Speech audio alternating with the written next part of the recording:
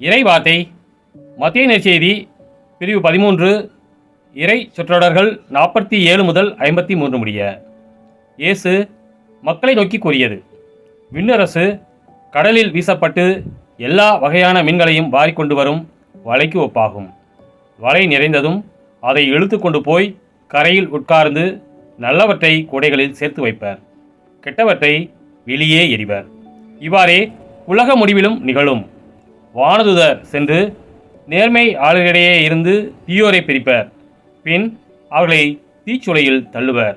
அங்கே அழுகையும் அங்கலாய்ப்பும் இருக்கும். இவற்றையெல்லாம் புரிந்து கொண்டீர்களா என்று இயேசு கேட்க, அவர்கள் ஆம் என்றார்கள்.